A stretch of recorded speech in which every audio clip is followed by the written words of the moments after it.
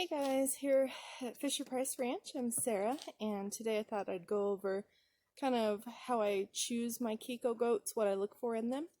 I'm just kind of finishing up some chores real quick, feeding the dogs, so we'll kind of talk about it as I finish these up. So we keep our dog food in a big trash can. We got 4 dogs and they eat a lot. Boys are already fed. This is Zara's doghouse here. She likes to dump her food bowl.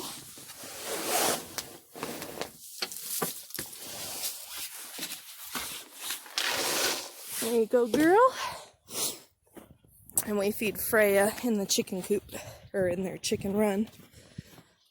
So anyway, as with most Kiko breeders, we all kind of look for goats that are parasite resistant or as best they can be. You want good feet. You don't want to have to trim them very often. We only gather up our goats every 6 months to trim feet if they need it, and some of them never do. So those are great qualities. You want good mothers. You don't want any moms that are rejecting kids or anything like that.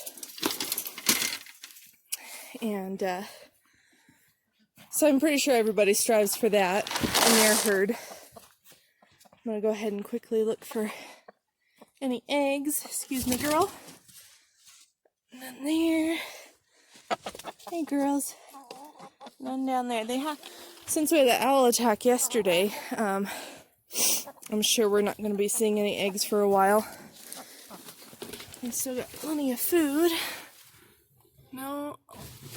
I put a rock in there thinking maybe that would help, but nothing today. So, there's Freya with her chickens. Alright, so we'll go ahead and get started. I'll show you kind of the bucks and kind of how I pick them and why I'm selling certain ones, things like that. And then I'll show you the does. And then we'll kind of go over the kids and kind of what you can look for when they're young to help you decide if their quality is going to be good. Alright, so these are our boys. Well, some of them.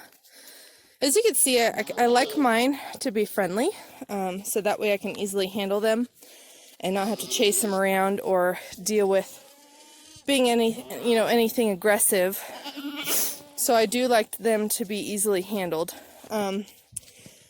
Now, let's see, my first one out of these guys was actually Bingo, and I got him off of a farm. I have some of his offspring, and I really like them. Sorry, they're so close. That's the only bad thing about them being friendly. But as you can see with him, he's got a nice thick chest and a really thick neck, which is what I really like. Maestro, excuse me. However, the only thing on him that I don't like is, as you can see, I can touch his backbone, like his full width, with my hand. Now his son, who is he's not even 3 years old yet. He will be pretty soon, I think. He has the nice thick neck, wide chest, and excuse me guys, come on.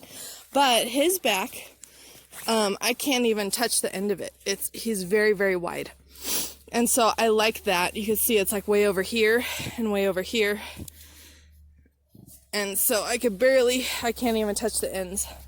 So I like a nice wide back like that. And he also has a nice rear end, very rounded off, if he'll quit scratching. Whereas you can see kind of his sire is a little bit pinched. He's not quite fully rounded on the sides. So it's not always a bad thing, because obviously Bingo produced this guy. So if you find the nice doe that has the qualities that your buck doesn't, they'll offset each other and you can get really nice quality like Buddy. Alright, now so these guys are only a year old, so can't really quite evaluate them fully just yet, but Rocky Road here has given me some offspring, and they are very nice. So I know that he throws nice quality animals.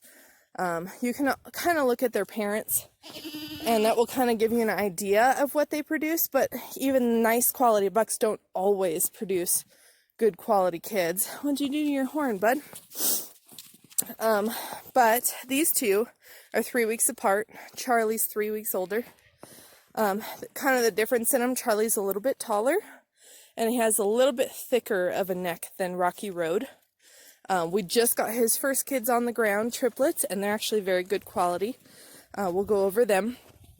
But they're, I think, still too young to decide how they're fully going to look as far as their rear end and things like that, and how wide their back is. So we're going to wait and see how they grow up, but so far I like what they're producing. Now Maestro here, his sire is very big. His sire is about 250 pounds, if I remember right. When we bought Maestro, we had him shipped from Missouri down here to Arizona, and he actually got shipping fever, and we almost lost him. So I kind of play that a factor in his size. I think when they go through something very traumatic like that, it will stunt their growth. But these two, Buddy and Maestro, are only 3 months apart. So you can kind of see a difference in quality there. You can see the leg length. Maestro's a lot taller, and it seems that a lot of the taller bucks will not have quite as much meat on their bones as the shorter, stockier guys. However, I did like the fact that he had long legs, and I bred him to a meaty doe, and we actually did get a very nice doeling that got the best of both. So I got a long-legged doeling, but she has a very thick body. So I think having the long-legged bucks in your herd is a good idea, because we can get a slightly taller animal that still carries the meat. And that's kind of what I'm going for. Not everybody's going for that. They do like the short, stockier goats, but I do like the long-legged, stockier goats. So that's kind of what we're going for. You can see he's got a very small rear end. So he gave me 7 kids, and I think maybe 2. I kept a third. I just sold the other nice one that I liked because they were twin sisters, and I sold them to another Kiko breeder. So I can at least see what she will produce down the road. I could always get a baby out of her later on, I'm sure. But he didn't quite produce what I fully was looking for. He did give me the really long-legged does, and he did give me a couple, I think, bred to the right doe. He's a great buck. And he did breed another one of my does that I have now, and she's a really thick doe. So I think out of them we should do okay. He is currently for sale, but he hasn't sold just yet. And I think if he doesn't sell, he actually, because he's so friendly, and he's got the long legs, I may just keep him as a pack goat along with Joe. Joe's our wether, he's our pack goat. So I think they might make a very good pair, and we'll keep him intact because that's not affecting anything. He cracked his horn there. And then our last guy, he just turned a year old, but he's already thrown amazing kids. He's given me 4, but he's got the pedigree behind him. Indian Outlaw, Isaiah's Fire. So he's he's still too young to really evaluate, but what he's producing for me makes me very happy. So he'll definitely stay here quite a while. So anyway, those are my boys. So we'll go and kind of see the girls. All right, easy boys. I know, you just want attention, aren't you? You a happy guy. All right, so on the does, I have decided to keep a few that didn't fully meet my standards. As I kind of said earlier, you can pick a buck that will offset their bad qualities. So having goats with some bad qualities doesn't make them a bad goat, in my opinion. I doubt in the entire world there's not one goat that's absolutely perfect. So you have to keep that in mind and decide which goats are going to work best for your setup and what you're looking for in your herd. For instance, this doe got Blue Lily, and she is an amazing doe. She produces Great kids. My fault with her is her back feet grow so dang fast, and she needs trimmed almost monthly. And I don't like that. I don't like to have to gather up my goats every month to trim their feet. Every 6 months is great for me. If I don't have to do it even then, even better. So I was gonna sell her because of her bad feet, but because of the buckling that she just gave me, she's gonna stay. We're gonna breed her the same buck next year and hope for some does, because he is absolutely great. I love his quality already. Mama here, she is JCP Bratton's beauty. We call her Mama. And year after year, she's produced amazing kids since her very first. These are her 4th litter. And this is actually one of her kids from 2 years ago. And you can see how wide. That's what I'm talking about. I love that wide back. See, it's a doe, but she's that wide. And so she carries the meat on her.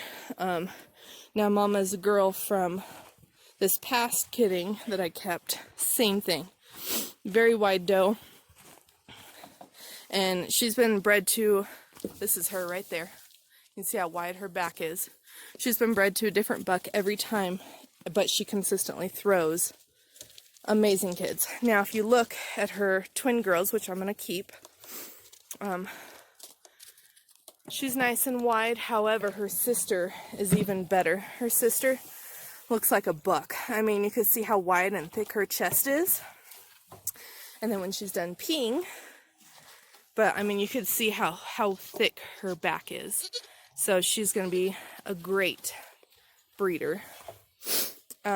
Whenever you have twin doelings, you typically want to keep them. They just seem to do so much better having each other.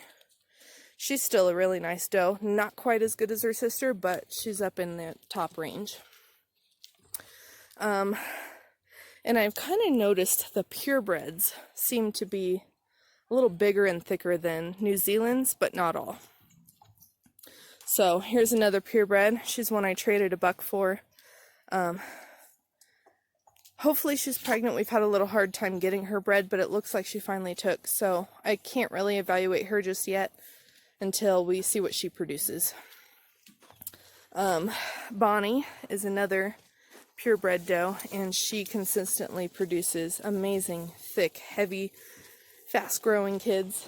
This is her daughter from last year, and you can see how big and thick she is. She's actually out of Buddy, our big white buck, and then she gave us triplets this year, and they are all very, very nice quality looking babies. Babies aren't really going to cooperate, but you can kind of see the thickness in this girl. And she's actually one of our milking does. She produces quite a bit of milk, and so we do milk her. And then we've got this girl. She's actually one of our homegrown. She's my very first registered Kiko born here, and we bred her early because of how big she is. You can see she's just as big as like Capers right there, and she's only a year. Capers is 2.5, and so she produces a single buckling. First timer, that's not bad. So we'll see what she gives us next year. He's a good looking buckling. I haven't really paid too much attention to the bucks yet this year. I've been looking at a lot of the does to see who I want to replace in my herd and who I want to keep for next year. This girl, I really liked her quality. She is out of Bingo, and she's got a nice thick wide back. She's a little skittish, so I won't get too close to her. She's currently pregnant. She's due in about 2 weeks. She's bred to Charlie. Now the problem with her, I didn't realize it until recently, but look at how low her ankles hang down. She's got weak back ankles. So she's kind of on the list for me that I might cull her. Just because she's bred doesn't mean that she's going to produce kids that have that. They could, but because she's bred to Charlie, who has nice back feet, it may correct it in the kids. So we're going to kind of just play it by ear on this one.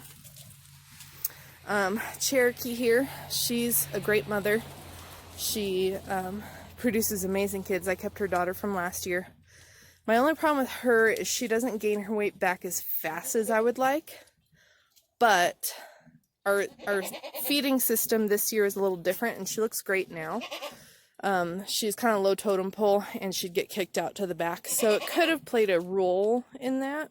So we may see how she does after she kids this year and see how quickly she might gain it back if she has a different feeding situation. But she is kind of on the list of one that I may sell. Let's see. These girls, Tiramisu and Brownie, they're 50% doelings, or does. I don't mind having percentage on my property because they still produce great quality. And actually, they are purebred. Their mother just wasn't registered, so I couldn't get them registered any more than 50%. But Tiramisu has produced one really nice doeling for me, and it's this white doe here with her head in the feeder. She was born just in June, so she's not very old, but she's up there with my top producers. Real quick, this is Cherokee's daughter that I kept.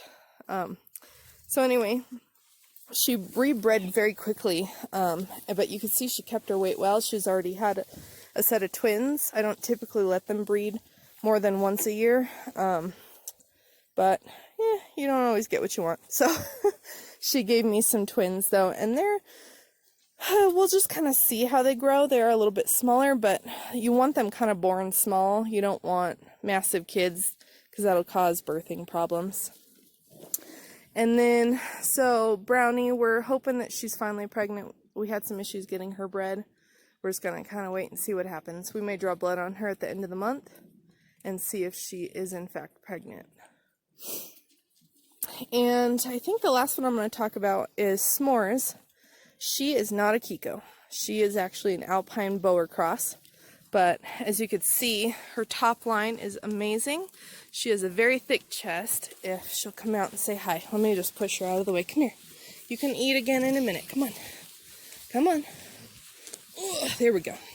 Good girl. All right, you see how big her chest is? Very wide set doe. And she's currently pregnant, obviously. But you can just see how much meat is on her. She's over 200 pounds. She's bred to Buddy, our big white Kiko, so we're hoping for some girls to get some 50%ers out of her. The only issue I have with her is her back feet. She was neglected before I bought her, and her feet came this way. So no matter how much I trim them, you can see she walks on the sides of her feet. They actually curl that way.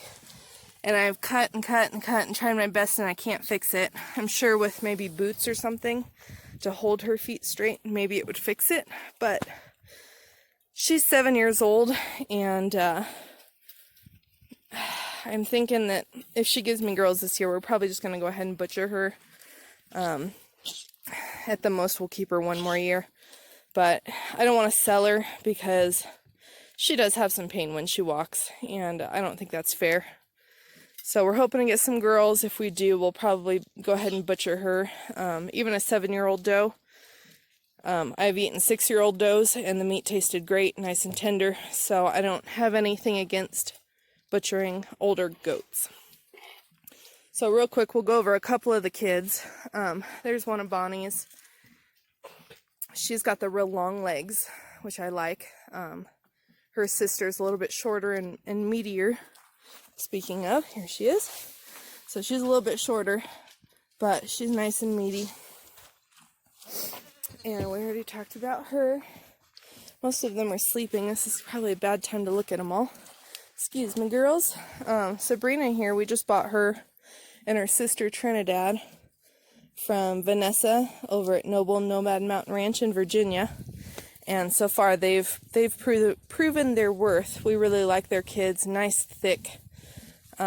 So we're going to keep both of her girls because they're twin does, and we'll keep one of Trinidad's and see how they do. But it's nice new genetics for our farm.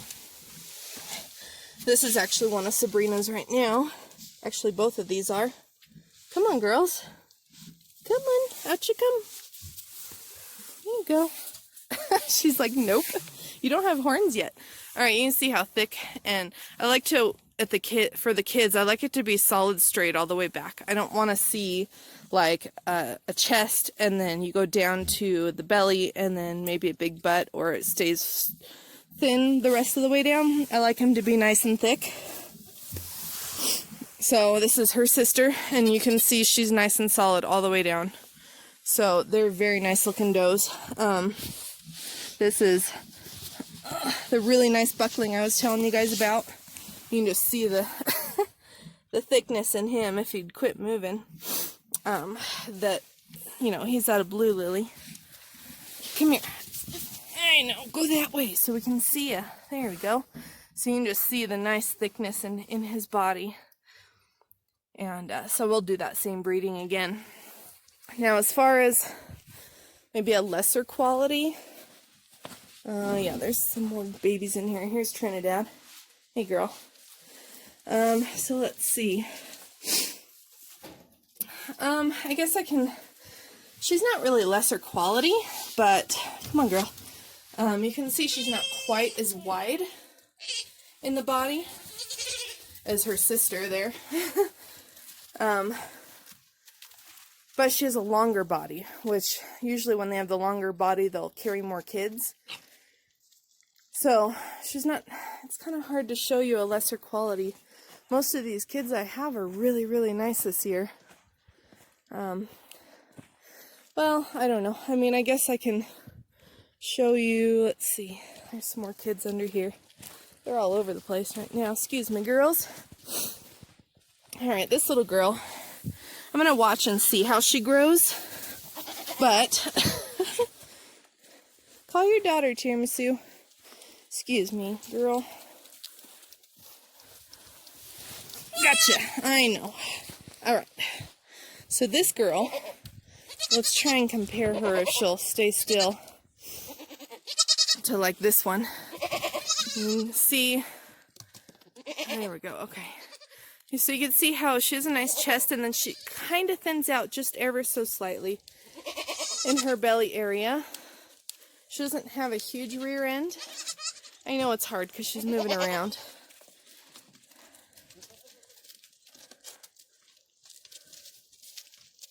So there you go. You can kind of see she's a little bit thinner in the back compared to, you know, like this. I'm just very partial to this girl. She's just super nice. And I want to say she's one of my best kids. She almost looks like a buck because she's so thick. But that's what I look for right there. Compared to, like, there's Ginger Snap again. She's still a really nice doe, long body, but she's not quite as thick. So, anyway, as they grow, I can do another evaluation of them to keep you guys posted. And also, as they grow, I'll be able to tell people what I have available and what I don't. But at this moment, it's looking like I'm only going to have one doe available, maybe two. So we're just going to kind of see how they do, though. We weigh them at 30 days, 60 days, and 90 days old to get their average daily gain. And you want at least a 0.35 for your does. So, anyway, I hope this was helpful. And please subscribe to my channel. And we'll keep these videos coming.